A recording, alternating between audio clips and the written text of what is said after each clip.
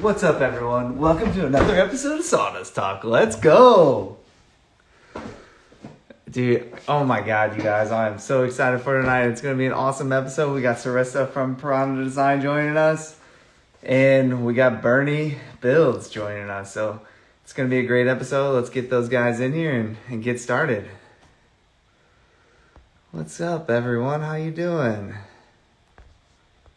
Let's see here. Cerrissa, I got you coming.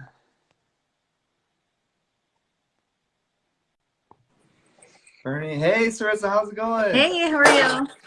Good. Happy Wednesday. Happy Yeah. Sawdust Talk. And we got Bernie in the house. What's What's going on? up? Hey. How's it going? Good, good.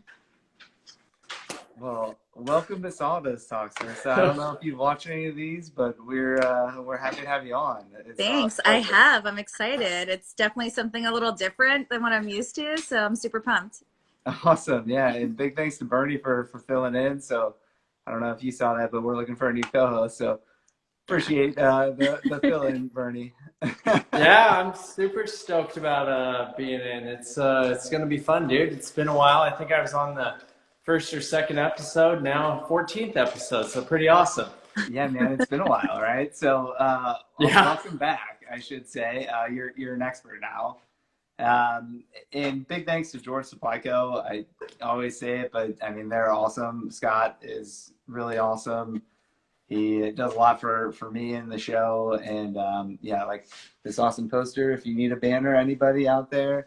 But we've got a giveaway coming at the end of the show from Wash Oil as well. It's like cutting board oil, wax, and a banner from them. And all thanks to Scott. So looks like Bernie is timing out on us, but we're happy to have you, Cerrissa. So, kick us off here. Tell us a little bit about yourself, who you are, how you got started, and kind of why you do what you do. Yeah, so I actually own my own interior design firm in Washington, D.C. So I've been in business for about 5 years now. Oh my gosh, I started that's awesome. off, yeah, I started off staging homes and working with different real estate agents. And I've always had like a creative side and have always wanted to actually learn how to woodwork. And I've played around with different. He's back. Back. Sorry, guys. Had to move the camera around. It happens. I played around with like lots of different projects in the beginning. Usually like easier stuff like making cutting boards and working with pallets and making outdoor furniture, like, typical first kind of steps into woodworking, like looking around at the junk that you can find for free and seeing what you can make out of it, right? For sure. I've really gotten into a lot of DIY stuff the last year. I think I finally just got sick and tired of working with like lots of contractors that weren't as reliable and wanted to like do stuff myself and like step in. So I've been playing around with things and purchasing more and more tools and learning a lot more skill sets and figuring stuff out. I gotta say, this past year I designed and actually built a whole room for the last one room challenge that was on Instagram. So it was a lot of stuff I hadn't done before. I made like faux beams in a room. I did like board and batten. I made like a fluted thresholds. I'd never made so many miter cuts in my life before. And like first time realizing like 45s matching, 45s never really exactly match up and how you kind of have like tweak one side a little bit more. So that was definitely a learning experience. That's awesome. That's super great. I think we've all been there with trying to like, why is this not fitting? Right, like trying to like shim behind things and make sure that things even out and not have to use like a whole container of caulk to make it look like it evened out on its own. Right. Or using wood glue to fill in those mitered corners, making the 45s look good. Precisely. Yeah, I'm like looking around for sawdust to like shove in there to like match my wood grain. That's awesome. Bernie, I'll throw the next question over to you, man. Well, I mean, I like I said, I'm filling in tonight. I hadn't checked out your page until before today, which I'm super stoked about finding you and starting to follow you now. There's quite a few makers that I like following that do a bunch of random different stuff. But like, what's the most unique or hardest project that you've done since you started woodworking, or even in your design field? Yeah. So I think at least, okay, so this one's the easiest. For design field, we've done like super extensive custom built-ins for lots of clients that expect, you know, like a really ridiculously quick turnaround time when they don't really understand that making something custom, like a 14 linear foot built-in, does not take 7 days to make. Oh, geez, that's insane. Yeah, I had one client at the end of a built-in tell me that he wanted to add 12 map kind of drawers instead of just having like a cabinet face. So I was like, wait, 12? Like not two, like 12. So I was like, Wow. okay, you do realize this is going to be like another week. You know? Yeah, exactly. It doesn't happen overnight. Yeah, insanity. And I think the hardest one that I am currently doing is I'm building well, it's going to sound silly because it's not terribly hard. It's just I've never done it before. Yeah. I'm trying to make a waterfall coffee table to go over an ottoman that I have, but I also want to have wheels on the bottom so I can slide it on and off the ottoman, but I want them to kind of be like recessed. So the recessed part is what is scaring me off a little bit. And like, I'm thinking like, do I have to like take a router and like drill something on the bottom out to like fit these wheels and casters to make them like not as visible? But I don't know, any suggestions for that? I was to say, that's an interesting design challenge. I've never even thought of doing that on a waterfall edge. I've done plenty of waterfall edges, but they usually just sit flush to the ground. So right. I mean, that sounds amazing, honestly. Like, I can't wait to see how that turns out. But I mean, me too. I hope it works. I think you're on the right track. I think probably recessing how you mount them on there is probably the best bet, and then making sure you have enough clearance there on the base so you can recess the wheels up in there and make it move back and forth smoothly. I think that's probably the easiest way to do it. I mean, it's easier said than done, but right. I like the idea. Thanks. Yeah, I just figured it's our family room and our basement, so I kind of want to have the mobility to move the table on and off the ottoman, and when we want to watch movies, actually put our feet up, you know? Yeah, for sure. Hope you don't mind. I'm going to have a beverage too. I'm all for it. It's 11 p.m. where I am. So well, I'll join you, except for my sparkling water. There we go. I've got a sour beer. That's amazing. So, you know, you talked about a lot of the tools that you had been purchasing. Any like favorite tools that you purchased lately? Let's see, not necessarily a favorite, but the most recent thing that I purchased was for a problem that probably not too many experienced people have. So my family owns a cidery in Washington, D.C., and we have like a tasting room. So we've been fixing up the cidery tasting room kind of as much as we can on our own because we're on a tight budget. Right. But we have these old dining tables from a restaurant that we used to have. And I wanted to have marble countertops. And in order to do so, I attached plywood to the table bases so that the marble would have something to adhere on top of. Yeah. But it was really late and I didn't feel like going to Home Depot. And I just used, I know you're already laughing. I just used what kind of screws I had around. So they were not the right size and they were definitely way too big. So I was like, let me just get like my grinder out, you know? And I thought it was going to be way easier, but I also thought I may burn down the whole place. Like it was just sparks everywhere. It was my first time using a grinder and I was like, holy, you know what?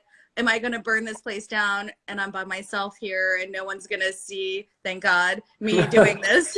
But that was the most, I guess, like scary and exciting thing that I used recently. And it's just a grinder. I've used one before in other aspects, but not to try to cut down screws. Hey, you know what? That's a good method. I mean, I've used it before instead of going to the hardware store because I don't have a Home Depot or much near me. I mean, we got Knutson's, our local store, and they close at 5. So I've done that before, where you got to grind a longer screw down or make a bolt to taper at the end, because that's your only option. So Right. Well, mine was just laziness. So. Well, there's nothing wrong with that. It's efficiency. It's not laziness. Right. Exactly. I'm working Yeah, smarter, not harder. It all works out the same, right? Like in the end. Totally did. It worked out. It was beautiful. That's awesome. That's so cool. Oh, Back to you, Bernie. sorry. No, go ahead. There we go. Oh, I'm out in the garage that I'm moving my shop into, and it has terrible service. So sorry if I keep cutting in and out, guys. And it's pretty much empty. It's a hollow room with boards on the wall behind me. So yeah. So you got a lot of work left to do. It sounds like. way too much work. I haven't done anything in the last 3 days. So That's awesome. Well, I'm jealous of you guys having an actual like proper shop. My house doesn't have a garage. Yeah. My shop is my backyard that's not covered. So I have lots of portable like tables that come out. Cool. I forget the brand that I have, but I have one that collapses and you just Like kind of like, table? and Nice. fold it out like that. And then I put like whatever saw, like miter saw or tips or whatever I'm using on top of that. Nice. And I kind of have like a menagerie of tables outside. That's cool. Well, when you said that you work outside, my question was going to be, how do you set up your shop outside? Because a year ago, I was the same way. I was working under a exposed outdoor carport. And I mean, I had a bunch of the like the DeWalt collapsible tables, but it sounds like you have the Bora tables. Does that work pretty well for you? It does. I mean, it stinks because when it's, not great weather outside, I can't do anything, and in the wintertime, I'm less inclined and definitely not motivated to be outside, bundled up doing anything. In those cases, I usually try to find a friend nearby that has, a shop that I could use or a garage, just so, I can deal with the inclement weather that way instead of being outside with like, a parka in a snowstorm. Yeah, exactly. And well, like the Kilted Gamer just said, it's been snowing up here in Washington for the last 3 days nonstop. It's insane. So I couldn't be outside and working in that weather right now. I mean, I'd be in the same boat as you, trying to ask a friend for a shop. So Definitely. Yeah. That's crazy. I think that's the hardest part for me building is not having a proper place. So like every time I'm trying to build something, I like take everything out of storage and move it outside. And then I'm like, ugh. Yeah. And then have to clean it all back up. So speaking of storage, where do you store everything? That's a great question. So half of it is stored in my basement. And then the other half, I have a storage unit that sometimes I've wondered, like, maybe I could just use that illegally as my shop. Hey, a lot of people do. I mean, I've made a few cuts in there. They set up their storage unit as their shop, and I mean, it works for people. I mean, it's an option. Yeah, totally. You got to do what you got to do, right? Like Precisely. Well, like the next project I'm working on, I'm getting into some epoxy. And I've done epoxy before on my countertops, but what I want to do is I have a wet bar and I don't have enough money to make the whole like wall be like marble tile or anything like that. So I'm going to do an epoxy like plywood wall and then attach that to my actual drywall. So that's going to be fun doing it outside. And I'm going to have like a really large tarp. My husband's going to kill me if I, kill all the plants and gardens outside. Oh, man. Yeah, it'll be okay. No worries. Right? That's why I said, don't worry. It'll be worth it. Yeah, exactly. Awesome, yeah. That's like, how are you going to do that? So have you guys ever done epoxy stuff? Yes. I'm getting ready to do a table and a couple other things. I do smaller epoxy projects. Sounds like yours is going to be pretty big. Yeah, it's definitely going to be large. I've only done small ones before too, like I said, like a countertop or like a kitchen island or like a smaller surface area. Right. So yeah, I'm just going to get like a gigantic piece of plywood, like an 8x4, and probably get 2 of them because my wall actually is kind of like an L shape. And I'll definitely need to use the entirety of one of those plywood sheets and then maybe half of the other one for the bottom of the L. and then just pour on that epoxy and go to town. I mean, just have fun with it, right? And start leaving out like veining to make it look like marble, and then coat it with epoxy and hope that it cures well and not bubbly. Use a torch. It's the easiest way. So I'm good with the fire, as we've talked about. It'll be fun. That's awesome. Well, and then I see Workbench in February, and we played around with epoxy at Workbench too. So that's awesome. That was fun. That's awesome. That's cool. So you actually were at Workbench this last February?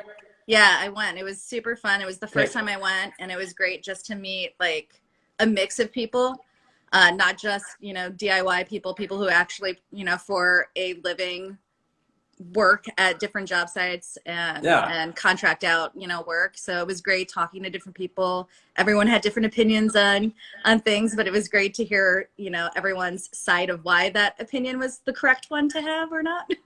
That's awesome. Did you meet anybody super cool there, or anybody that you had wanted to meet that you sought out? Yeah, let me see. Oh, I'm gonna sound like such a stalker then if I actually admit who I was. Hey, you know what? We need to know. Fangirling over people at Workbench Con. I mean, it's all good. Well, I mean, all the big names were there too. Like Jimmy DeResta was there too, and that was super cool to meet him. And he was showcasing his Netflix show too. So it was just one of those moments where you're you walk up to him and you're like, "Hi." And bye. Bow. That's awesome. I'm out of here. But he was super friendly, super nice, and he actually had a couple of classes and workshops too. So you got to sit down and listen to the man talk and explain, where he started, where he had struggles, and see how successful he is now. So definitely inspirational too, to see someone start from smaller beginnings and then end up being this big powerhouse of a person that pretty much everyone knows his name. Yeah, that's awesome. Did you learn anything interesting? What's the biggest thing you learned there? Ooh, that's a good question. So I went to a lot of different kinds of workshops. I didn't want to just stay in one kind of lane. So the epoxy was the first time I'd done an epoxy class. I've played around with it before, but I've never taken a class. So it was actually nice to learn what I had been doing wrong this whole time and thought I was doing right. But we did do a class on power carving, and that was super cool because I had never seen power carving up close in person, and we actually got to take tools and practice. So that was really fun. And that was Katie Freeman taught that class, and she's awesome. pretty dope. Yeah, that's cool. That's really cool, actually. That's a cool class to go to. Yeah, for sure. And it was actually hands-on. Some of the classes weren't hands-on at all, and you were just listening, which is fine to learn, but want to go and grab tools and do stuff. Yeah, exactly. Hands-on is why you're there, so you might as well take a hands-on class. That's super cool. Yeah, a lot of people said that if you want more hands-on kind of workshops, to go to the Makers Camp in New York. Have you guys heard of that one? I have. Have you gone?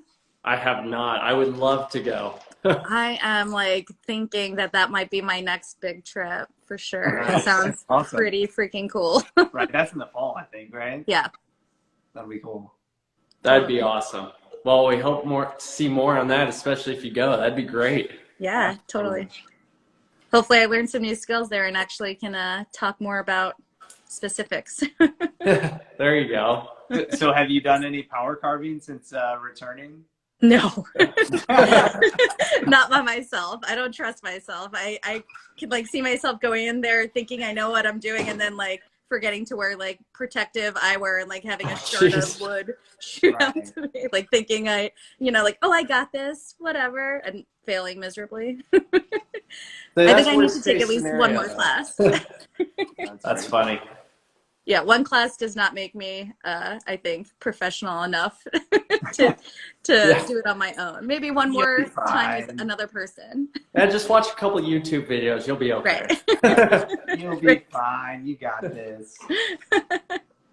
So we got a question from TJ Workshop. He asked, where do you find your inspiration for your design on your color palettes? Ooh, that's an interesting one. Well, I guess it's different every time.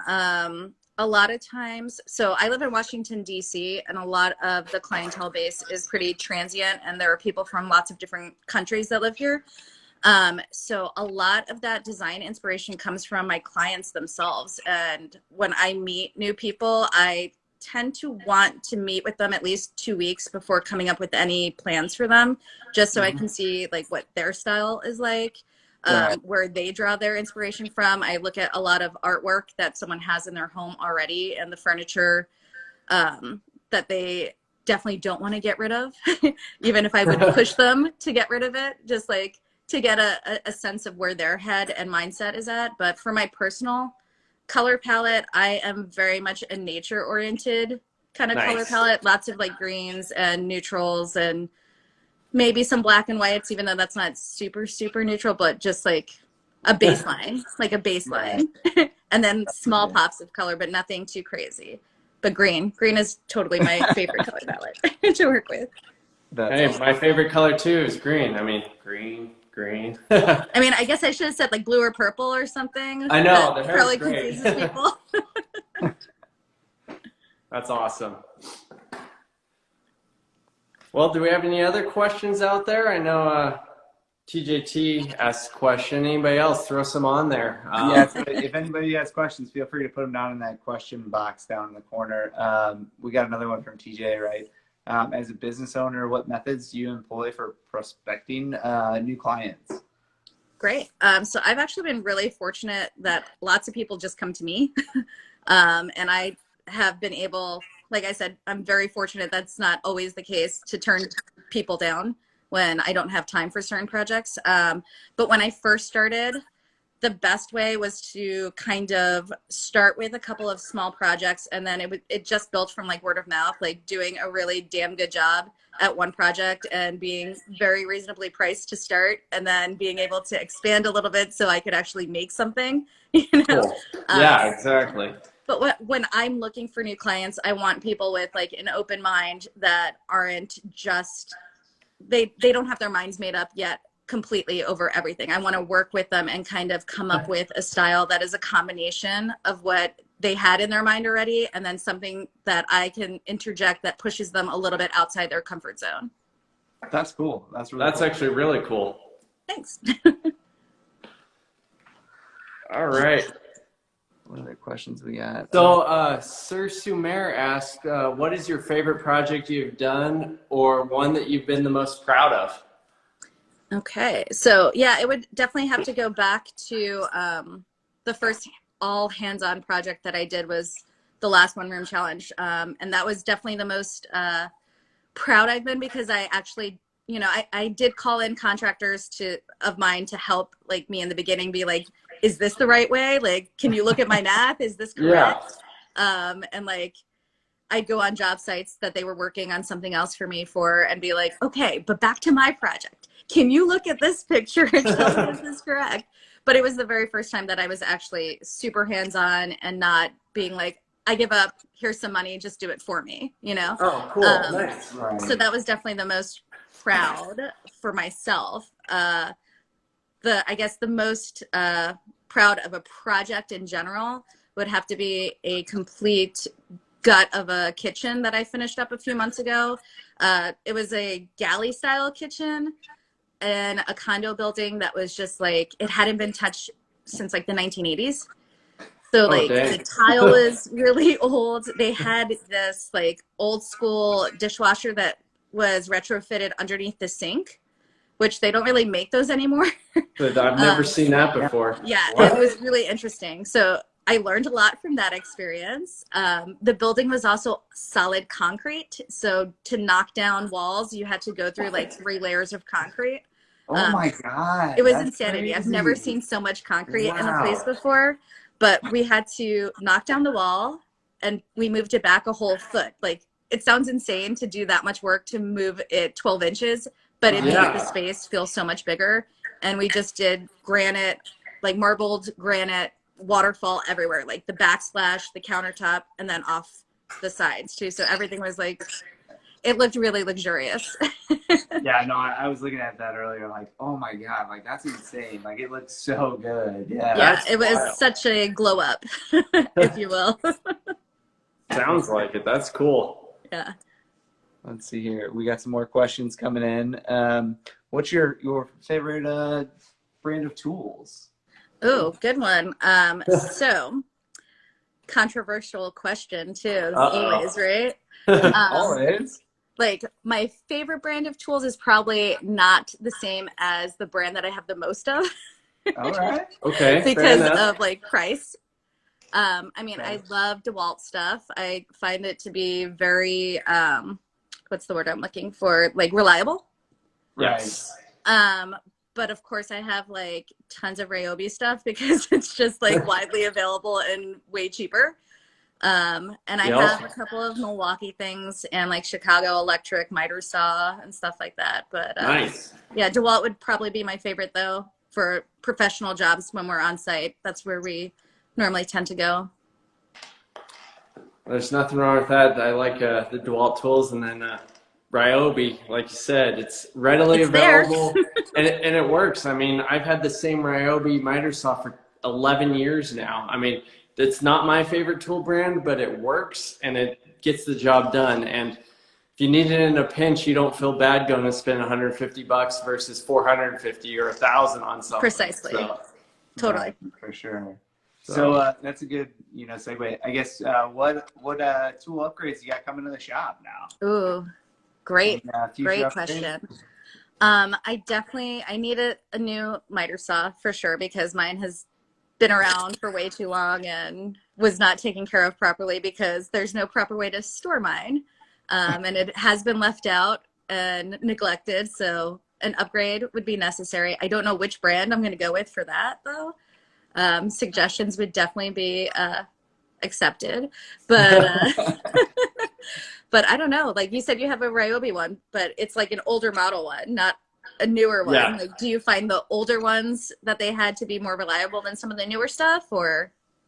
I bought it when I got back into woodworking after stopping for a while, just because my job took me all over the place, and it was at the Home Depot down the street, and I mean, I still use it and it works great and it gets the job done. So, I mean, based off of that one, it's actually, I only have two Ryobi tools. I have that, and then I have a little drill. And I mean, that miter saw is amazing. It's lasted forever, and I don't foresee anything happening to it anytime soon. I don't think I'm going to replace it anytime soon. So. Which is bizarre, but I'm cool with it. If it works, it works, right? Like exactly. Totally. And you can even get their extended arm miter saw for like I think $250 right now. I mean, and it's awesome. I had a buddy down the road pick one up, and he was just doing some small projects, and he loves it. So. Yeah, I mean, it really depends on how much you're going to use it, right? I mean, I think if you can't afford it, you got to go DeWalt or like something like that, right? Like the Cheetah's got a really nice saw, I know. I've got the Pavo, which is pretty nice. It's a nice one. Yeah, I mean, there's a lot of different brands, but I mean, you can't go wrong with any of those big tool brands, I think. Well, you can go super crazy and go buy the $1,500 Festool miter saw. Oh, Festool. I mean, like, if someone wants to give me a lot of Festools, then I'll take them, but there's no way I can afford any of them right now. I can't either, so it's all good. I know. I think every show we have, like, bring up Festool as much as possible. Like, hey, Festool, we're talking about you. Right. Alert, alert. Yeah, hey, Festool, there's a whole empty wall over here. I need some. That's awesome. That's funny. Let's see here. Oh man, we got some good stuff here. Oh dang, lots of questions. That's a great one. Nonsensical. That's a great one. Nonsensical advice. I think this is a pretty good one from Alguin. Yes. Woodworks.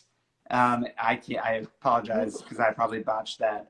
High price of pine, right? Is it a sin to classify a pine project as an exquisite piece? Oh, God. Kind of.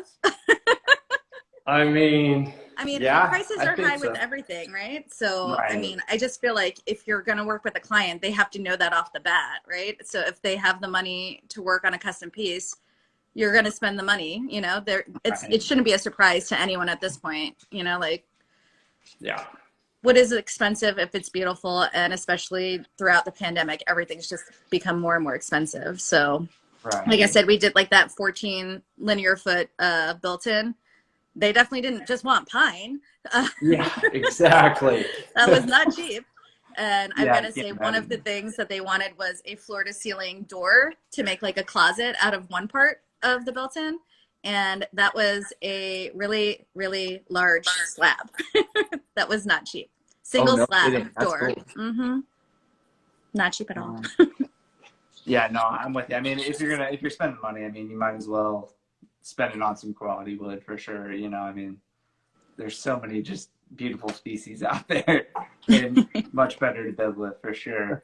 What projects are you least proud of or Oh. you like fail at? How much time do we have? I mean, there were Some tons in the cornerstones. beginning. Well, that's the best answer right there because Right? we always learn from our mistakes, right? Totally. Right. I mean, it's like, okay, in the beginning, let's talk about that. Okay? It's like coffee talk Yes. here. Here we go. All right. One of the first projects I ever did was making a pallet kind of hanging thing for my sister-in-law that you could put bottles in and then hang wine glasses on the bottom. I'm sure like so many people do those now. This was like 8 years ago before it became a thing. But That's awesome. like she graciously accepted it. It was not the most beautiful piece ever, a little janky, but she accepted it. She loved it. She hung it up in her house. She still has it.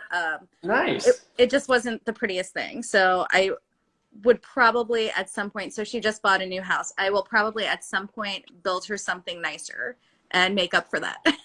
That's cool though. I mean, obviously she loved it because it was made by you guys and she's been keeping it in her house the entire time. So that's cool. Yeah. I mean, it was nice, but it was just like pallets, you know? Yeah.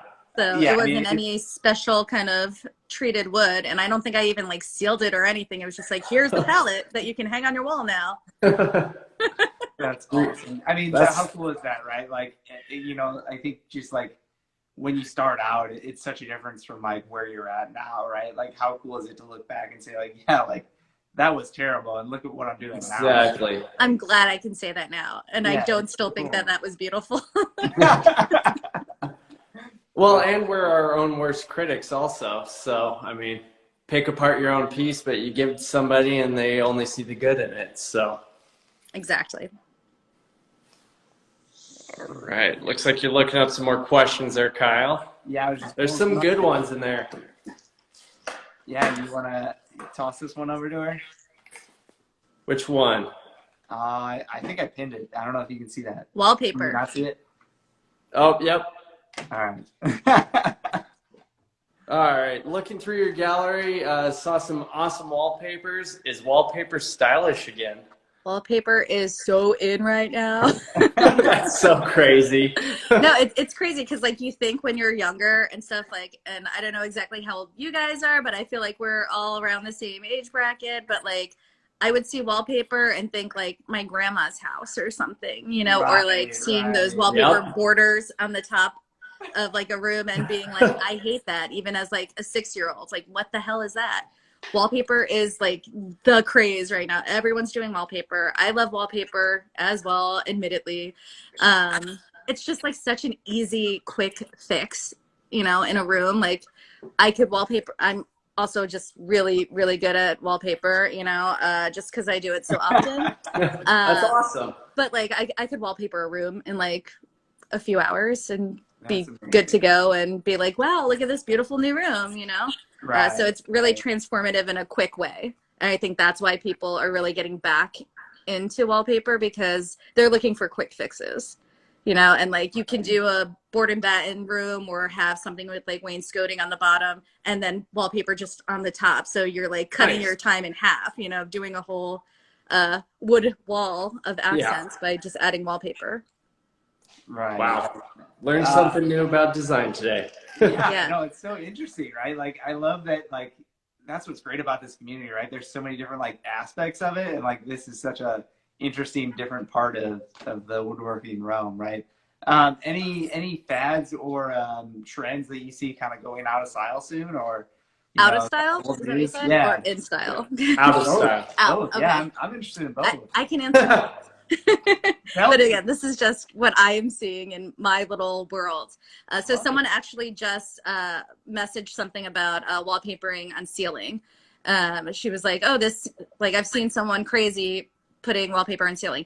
That is like my go-to right now because it's so unexpected. I always try to find projects that I can wallpaper a ceiling and draw your eye up to something that you're not used to looking at. So like, let's say you have some cool architectural detail in like a coffered ceiling or something like that. Right. Having like something that's going to draw your eyes and attention to that would be super awesome. And just like cool. Paint the rest of the room, really cool. And then looking up at a not looked upon place as often. What's going out of style from what I've seen are just like slat walls. So everyone was all about doing the wood slat walls and the accent geometric kind of walls, and those are kind of getting pushed aside for things like wallpaper or or other things like a little bit more detailed oriented, like putting up like a board and batten with pull wrap. Pull wrap is like a huge thing right now. Have you guys used it for other projects other than wrapping a pole? No. Okay. So the great thing about pull wrap is it comes in like a sheet and it's bendable. So you can, you know, play around with it. You're able to make like curved edges on furniture without actually having to do as much woodwork. A lot of people, and I'm actually doing this for the one room challenge. I have a board and batten wall that I did for the last one that I no longer feel as much love towards, and I wanted to add something more to it. So I'm cutting out pieces of the pull wrap to insert in each of the squares so that each of the squares has like slats through it, and then I'm going to stain it. So it adds more texture, but it's so easy because all you have to do is like put a little bit of like liquid nails and, you know, get my Ryobi brad nailer and put that in there. All right, I am intrigued by that. You're going to have to share some pictures because I can't even visualize what that's going to look like. It's going to be super cool, I think. Yeah, I'm hoping it works out that way again. Like these are all great thoughts in my head, and I just hope they always come out that way too. That's awesome.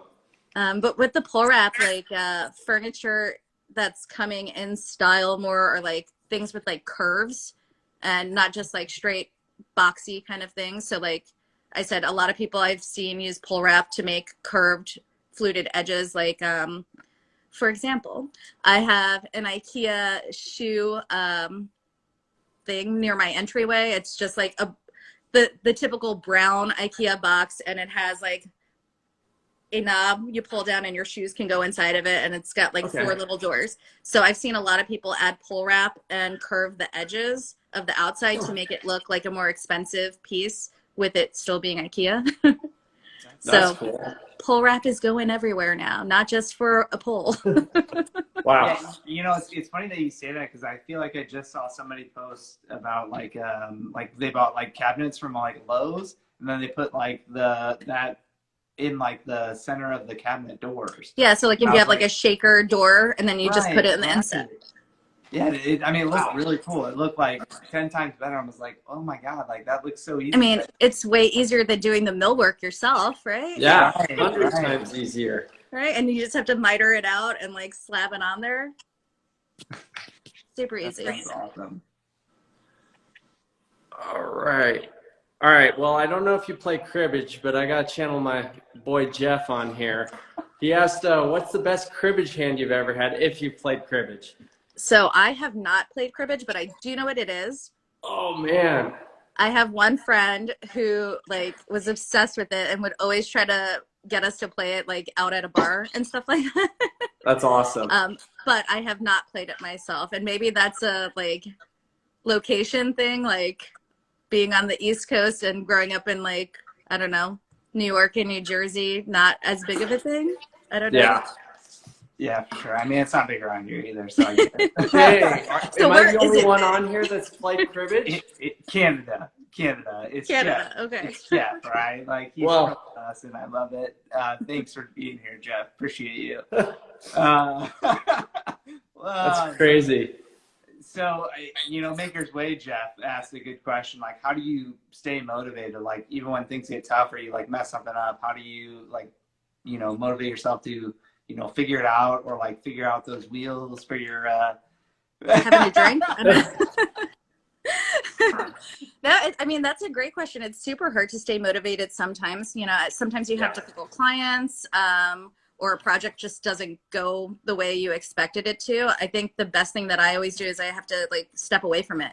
I can't just like stay hyper focusing on it, which I tend to do. And I have to talk myself out of it, like take a break, remove yourself, come back to it in a few days with a clearer head, and maybe talk to one other person for advice to, try to solve the problem before going head first into it again. But I just take breaks a lot. Super helpful taking breaks. Nice. Mm-hmm. Absolutely. So is interior design your full-time job, or do you have another job? Or No, that's my full-time job. Awesome. When I started my company, I had never had a company like that myself that I owned. So it was very much new territory. And I think in the beginning, I definitely like undersold my work and value. And as time progressed, I'm like, wow, like these people got things for free. Like I was paying them to take my work, in the beginning. But yeah. That's super cool. As I say, that's always how it ends out. You're like, well, will people actually pay for this? Will they pay for what service or what product I'm providing? But as you go along, you realize people pay pretty much anything for what you make. 100%. Yeah. And I mean, a lot of what got me into learning to pick up the tools myself was because things were so expensive. But then now that I see both sides, like sometimes it irks me when lots of people are like, oh, like, why would I ever pay that much? It's like, well, then do it yourself. That's exactly the point. It does not have to cost you that much. If you do it yourself, purchase your tools, purchase the supplies. Oh, wait, now it costs almost about the same amount. Exactly. It's a skilled, definitely a skilled job and a skill set that not everyone has. And if you find someone who knows how to do something that is above your skill set, it's worth the money for their product. And a lot of people don't see it until I think they see it firsthand. Like I said, when I had clients watching people do the actual work and are there for like 8 hours and they see what happens in an 8-hour period. And it's not like, here, half of the wall is complete. It's like this much is complete because it takes so much darn time, to get this done. So I think, I don't know. I think I'm going on a tangent right now. No, you're good. I like it. You hit the nail on the head, though, right? Okay. Like, you're paying for so much more than just like that product, right? You're paying for all that years of experience, like all those errors that those like all the tools, like it's just everything else that kind of goes into that, right? Yeah, I have a lot of DIY friends too that are trying to transition into doing more paid work. And now they're also being like, well, what do I charge? And I'm like, well, what do you think is worth your time and value? And I think that goes along for all of us when we're trying to, put a price point on what we do. We need to make sure that it's something worthy of our time and something that we enjoy doing. So if it's not something I enjoy doing, but it's going to pay well, it better pay freaking well, right? And if not, it's, a little passion project or something on the side. But I don't know, you have to make sure that you're not underselling yourself for sure. Yep. I agree with that 100%. I mean, you get in the trap of charging too little and then you get taken advantage of and it just repeats itself. So 100%. And they're like, oh, so-and-so said you charge them. I'm like, that was a different day. Okay. I figured it out now. Yeah, I would say, I mean, for people starting out, like a really good baseline is 3 times the cost of materials as your first quote. 100%. I know that sounds extreme, but it's really a good baseline. I've seen a lot of people use that as when they're first starting out, because then you make up for your time and then any other things that are out of your control, that 3 times the materials covers it. So exactly. Well, and Yeah, I mean, prices of like what are fluctuating like almost Oh every my day. God. So when I tell people a quote, I'm like, this is valid for the next 4 days. This could Yeah. change next week. Who knows? Like I went and bought 2x4s, 8-foot 2x4s for $6 each one day. The very next day they were $10.17 each. Jeez. So oh my God, that's Yeah. insane. Whoa. I mean, Yeah. I've seen them like $9 by me, and I was like, oh my God, not again. I know it's happening again. It sucks. So back to questions here, Oscar. So Oscar, sorry about that earlier. Is there any project that you're afraid of tackling due to it being too complicated, or are you willing to jump in on anything? I mean, I'm definitely like the worst at just jumping into projects. Let me just be clear with that. Like, I will not read the instructions when I get a tool and just be like, let's try it. Having said that, aside from the coffee table, which I think is going to be pretty easy because I'm just going to do like pocket holes on the sides to make the waterfall, and then figuring out the wheels is going to be the trickiest part. But again, I think the thing that I would most fear is jumping into actually making like a piece of furniture. There's no way I have the skill set for that yet, but it's something I want to be able to do. I've refurbished things in the past before, but that's very different than actually building something from scratch. Right. And like, I don't know, I want to try to make like dovetail drawers and stuff like that. But like, Ooh. again, like, have I ever done that before? No. Like, am I going to probably cut off one of the triangles? 100%. But, like, That's awesome. but might as well try, right? That's cool. I won't even try a dovetail. So there you go. So what if this furniture, right? Or is that something you're trying to get into in the future? I don't think for like long-term like selling furniture pieces, but I would Right. love to be able to create stuff in my own home, just for myself. I love old mid-century modern furniture, and I mean like quality built stuff, obviously. Right. And I'm so sick and tired of just trying to make cheap pieces like IKEA look nicer, but still not be nicer. Right. So I would love to at least learn how to do some sort of building furniture wise, and then maybe go with a cheaper door. I don't know. But if I knew how to make like a solid base, I knew that piece would at least last past me. Maybe I could pass it on to like my kid or something. Right. That's Well, awesome. is that something you would eventually like incorporate into your interior design, like the aspect that you could provide custom furniture as well, or? So if I could learn how to do it and it wouldn't be every single project, I think that would be really nice to, pick the right project to work on something like that. But as of now, like I just hire really great carpenters to do custom work for me for those big That's projects. still cool though. So. Yeah, that's amazing. That's awesome. And I try to hire like lots of local people, and keep my skilled laborers all from like a local network. Right. That's awesome. Well, we have about 10 minutes left. Wow. Yeah, I know it went really quick. Sorry, I talk a lot. No, It's all it was awesome. It was great. What are you talking about? It was so short. Yeah. Feels like it flew by. Big thanks to everybody for being on here. We stay for a couple more minutes. We'll give away that water shuttle stuff. Any final questions from you, Bernie, or anything you want to say, Cerrissa, to kind of close it up here? No, I mean, I'm just happy that you guys even asked me to talk today. I was like, imposter syndrome times 15. Like, why didn't they want to talk to me? Oh, no way. You're great. Awesome. Yeah. But I am super excited to like meet more people who actually do a lot more woodworking than I am. So like if any of the people who are watching now, like message me, I will follow you because I love watching everyone's projects, and like it helps give me ideas too. Nice. And I like learning from everyone else's reels and highlights and stories and stuff too. Well, I see Jeff from Maker's Way asked a question. I got to ask you this one. Do you have any bad shop advice? Bad? Yeah. Yeah. So if you don't know, right, Jeff from Maker's Way and Jeff from Tree to Tail, they run a bad shop advice on Thursday nights at 10 o'clock. Yeah. So if anybody is watching this, jump over to that tomorrow. I mean, if bad advice in a shop, like if I had a shop, I guess like don't collect your dust. Dust collection is horrible. Wouldn't that be bad advice? That's terrible advice. So There that's you go. crazy. You're welcome.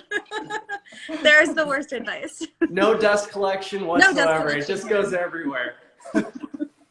Bernie, what about you? Any bad shop advice to finish it out here? Oh God, don't move shops in the middle of projects. I just say don't wear PPE. You don't need that. You'll be fine.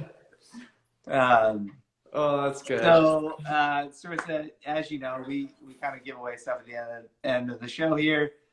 So it's up to you to kind of write a number down and kind of keep us alert. We'll kind of give you the numbers. So we've got 18 people on. If you want to write a number down between 1 and 18, and then Bernie and I will read the comments and see who wins this roll package. So, Jeff, Kyle, that's all on you because my comments aren't working. So. Oh, great. Oh, man. So the team is going to have to help me out here. Sorry, man. In 17, if you didn't know, is always the answer. So we got 3, 12, 18, 17 coming in, 22 from George Supply Co. 7. Can you see mine? 8. Oh man, that was quick. Wow. Did I say 8? Did I say 8? I see no one 8. said 8. Oh, Apperson could. 8%. Wow. Whew. That was quick. I will get your information after the show, and then we'll talk. Thank you for being here, Cerrissa. I mean, it was fun. Anytime. And I mean, we have to do this more often because it was great. Lots of fun. Big thank you to Bernie for being here, man, and co-hosting with me. And sorry for Ryan not being here. He misses everyone. With that, we'll catch you guys on next week's Sawdust Talk. Thanks again, everyone. Have a good night. Appreciate it, everybody. Have a good night.